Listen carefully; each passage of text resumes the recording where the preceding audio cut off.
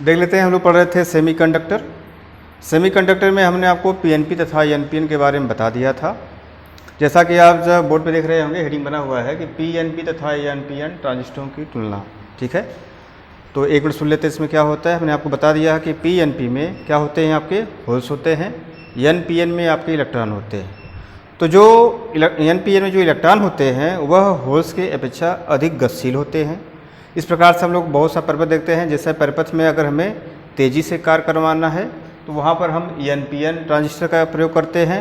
अगर slow motion में चलना है तो क्या करते हैं, हम लोग पीएनपी लगा देते हैं। तो इस प्रकार से एनपीएन में जो आपके इलेक्ट्रॉन होते हैं उनकी जो गति है वह होल्स की अपेक्षा अधिक होती है।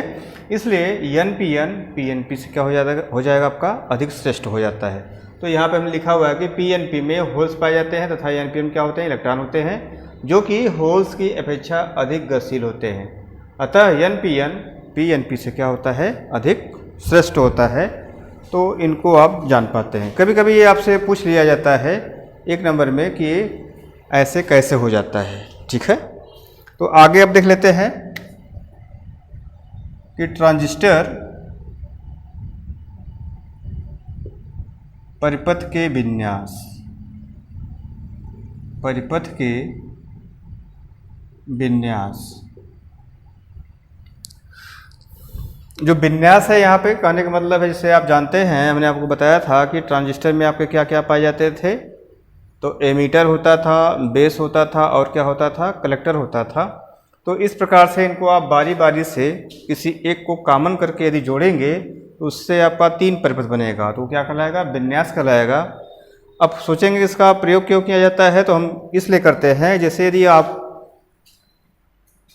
इलेक्ट्रॉनिक अगर यूज करते हैं तो उसमें आप देखते हैं जैसे जहाँ पर साउंड बजाना होता है तो वहाँ पे आप देखते होंगे कि ऐसे आपका बना होता है, 4 कंडीशन बना होता है। अगर ये प्लस आपका है, ये माइनस है और ये पुनः आपका माइनस है और ये क्या है, प्लस है। तो आप देखते होंगे कि यहाँ पे 2 तार आप निकाल के अगर साउंड को बजाएं तो भी बजता है।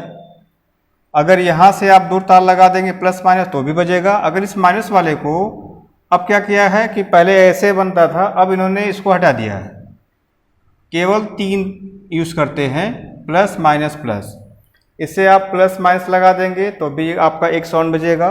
दूसरा साउंड बजाने के लिए आप प्लस का यूज़ कर लेते हैं तथा इनका यूज़ कर लेते हैं तो आपका दूसरा साउंड आपका बजने लगता है। तो इस प्रकार से ये क्या हो गया, आपका कॉमन हो गया। जो आपका ये है माइनस सिरा, ये कॉमन हो गया। इसी प्रकार से जब आप कॉमन करके विन्यास या परिपथ बनाते हैं तो आपका यहाँ पर हमें पढ़ना क्या है कि ट्रांजिस्टर परिपथ के विन्यास, यानी कॉमन करके उसको कई प्रकार से हम लोग बना सकते हैं, वही यहाँ पर हम लोग अध्ययन करेंगे। तो हमने आपको बताया कि जो पीएनपी या एनपीएन होता है उसमें आपके 3 पाए जाते हैं। एक तो आपका मिलता है एमीटर, दूसरा हो जाता है बेस, तीसरा हो जाता है कलेक्टर। तो इनको हम 3 प्रकार से जोड़ लेते हैं। कैसे कैसे बनता है देखिएगा। एक बार आप आधार से ही शुरुआत कर लेते हैं। तो ये 3 प्रकार का होता है, उभयनिष्ठ आधार विन्यास, उभयनिष्ठ आधार विन्यास, और ये दूसरा आपका हो जाएगा, हमने यहाँ पर आधार को कॉमन किया है, दूसरा हो जाएगा उभयनिष्ठ उत्सर्जक, उभयनिष्ठ उत्सर्जक विन्यास। तीसरा हो जाएगा क्या, उभयनिष्ठ, अब आपका एक बचा आपका क्या चीज़, कलेक्टर कहते हैं, या उसे कलेक्टर को हिंदी में क्या कहते हैं आप, संग्राहक बोलते हैं। तो संग्राहक विन्यास। ठीक है, तो यानी जो विन्यास है वो 3 प्रकार का हो गया, उभयनिष्ठ आधार विन्यास, उभयनिष्ठ उत्सर्जक विन्यास, तीसरा क्या हो गया, उभयनिष्ठ संग्राहक विन्यास। देखिएगा जब उभयनिष्ठ आधार विन्यास बनाते हैं तो ये आपका पहला फिगर हो जाएगा, केवल समझ लीजिए, इसके बाद कॉपी में बना लीजिएगा। जब आप आधार को कॉमन करेंगे, उसे जो भी फिगर बनाया आपने आधार को ही कॉमन करके बनाया हुआ है, ये आपका बी हो गया।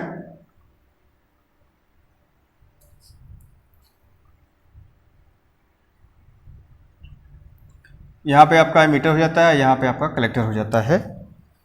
तो इस प्रकार से यदि हम कलेक्टर से बेस की तरफ धारा को बना लेते हैं और जो आपका बेस है इसको हम किससे जोड़ दें, कॉमन करने का मतलब है पृथ्वी से जोड़ दिया जाए, जिसे आप बोलते हैं अर्थ।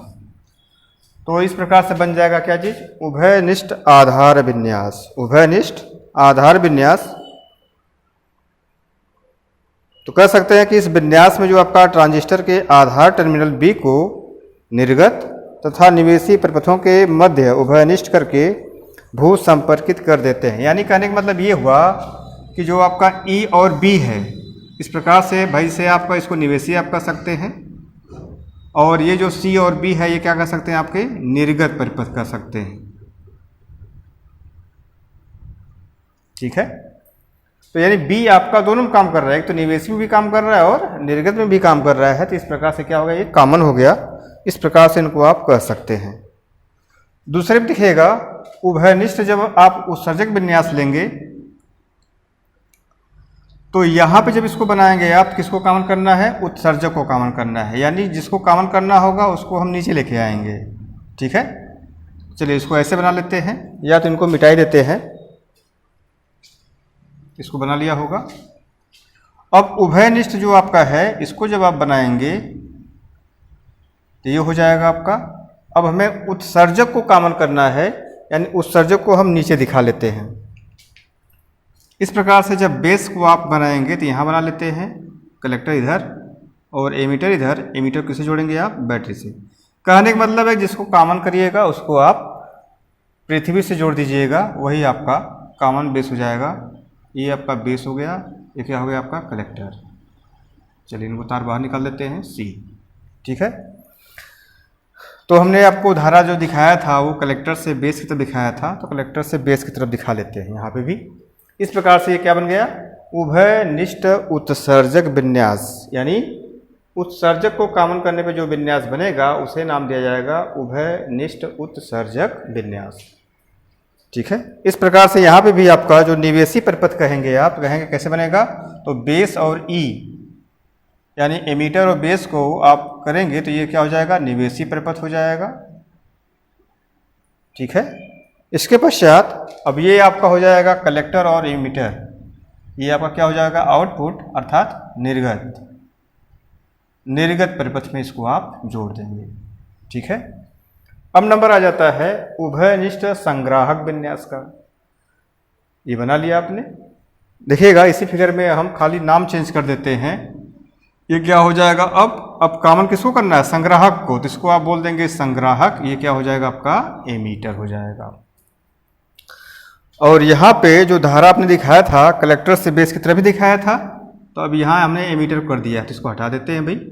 ये क्या हो जाएगा आपका कलेक्टर से बेस, यानी कलेक्टर से बेस की तरफ दिखाया गया है, तो ये आपका हो जाएगा निवेशी परिपथ। ये क्या हो जाएगा आपका निर्गत परिपथ। जो यहाँ पर हम लोगों ने ट्रांजिस्टर का उपयोग किया है, तीनों में हमने आपको NPN ट्रांजिस्टर ही बताया है। क्या बताया है, NPN ट्रांजिस्टर। कहने का मतलब है यदि बेस की तरफ धारा फ्लो होती है तो उसे आप कह सकते हैं NPN ट्रांजिस्टर। ठीक है, तो हम लोगों ने क्या पढ़ा, ट्रांजिस्टर परिपथ के विन्यास में यह 3 प्रकार का होता है, उभयनिष्ठ आधार विन्यास, उभयनिष्ठ उत्सर्जक विन्यास तथा उभयनिष्ठ संग्राहक विन्यास। ठीक है, अब इसके बाद इसी में हम लोग पढ़ लेंगे आगे कि PNP जो आपका NPN है, अब इनके धारा लाभ क्या होते हैं। धारा लाभ अल्फा है, बीटा है। तो इसी में जैसे आप इसी के आधार पर हम आगे पढ़ लेंगे कि धारा लाभ अल्फा और बीटा में संबंध क्या होता है, जिस पे आपसे न्यूमेरिकल भी पूछा जाता है। फिलहाल आज के लिए इतना ही करते हैं। धन्यवाद।